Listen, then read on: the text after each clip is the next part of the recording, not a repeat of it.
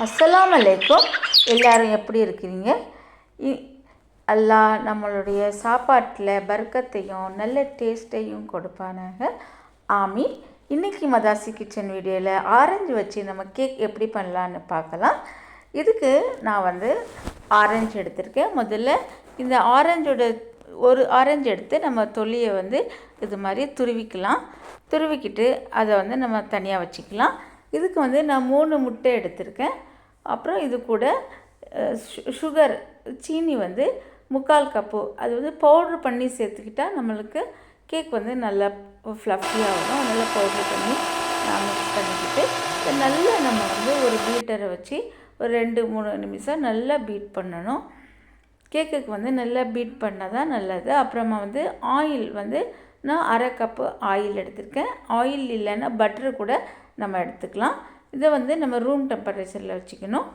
அப்புறமா orange juice நம்மளுக்கு பாதி கப்புக்கு கொஞ்சம் குறைச்சி நம்ம ஆரஞ்சு ஜூஸையும் மிக்ஸ் பண்ணிவிட்டு அதையும் நம்ம இது மாதிரி நல்லா பீட் பண்ணிக்கலாம். நம்ம பட்ரு நீங்கள் பட்ரு போட்டு செய்யும்போது ஃப்ரிட்ஜில் இருந்து எடுத்து வச்சுட்டு கொஞ்சமாக மெல்ட் ஆனதுக்கப்புறம் சேர்த்துக்காங்க. இது சோடா பேக்கிங் பவுடர், இதை 1 டீஸ்பூன் சேர்த்துக்கிட்டு நல்லா நம்ம பீட் பண்ணிக்கலாம். அப்புறம் இதை ஆரஞ்சோடைய தோலை நான் முதல்ல சீவி வச்சுருந்தேன் இல்லைங்களா, அதை நம்ம இப்போ சேர்த்துக்கலாம். இந்த நம்ம இவ்வளோ ஆரஞ்சு நிறைய போடக்கூடாது, தொலி கொஞ்சமாக போட்டுக்கலாம். அப்புறமா நான் மைதா எடுக்கலை, நான் சப்பாத்தி மாவு எடுத்துருக்கிறேன். சப்பாத்தி மாவில் செஞ்சால் கூட நல்லது தான். ஏன்னா நம்ம குழந்தைங்களுக்கு கூட ஸ்கூலுக்கு கொடுத்து அனுப்பும்போது சப்பாத்தி மாவு சேர்க்கும்போது ஹெல்த் பெனிஃபிட்டு பார்க்கும்போது ரொம்ப ரொம்ப நல்லது. அப்புறம் அந்த மாவும் போட்டு நல்லா நம்ம பீட் பண்ணிக்கலாம். இது மாதிரி நான் ஒரு பட்ரு பேப்பரை நான் போட்டுக்கிட்டேன். பட்ரு பேப்பர் இல்லைன்னா நீங்கள் பட்ரு தடவிக்கிட்டு அதில் கொஞ்சமாக பவுடரை டஸ்ட் பண்ணிவிட்டு மாவை டஸ்ட் பண்ணிட்டு கூட நீங்கள் இதை சேர்த்துக்கலாம்.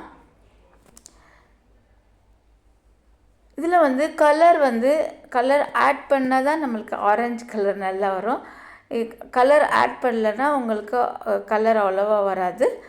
அதனால் கலர் ஆட் பண்ணுறதும் ஆட் பண்ணாததும் உங்களுடைய இஷ்டம். நான் ஓவனில் வச்சுட்டு 180 டிகிரி வச்சுட்டு அதில் 45 மினிட்ஸ் 180 டிகிரி சென்டிகிரேட் வச்சுட்டு 45 மினிட்ஸ் வச்சாச்சு. இல்லைன்னா 40 மினிட்ஸ் கூட போதும்.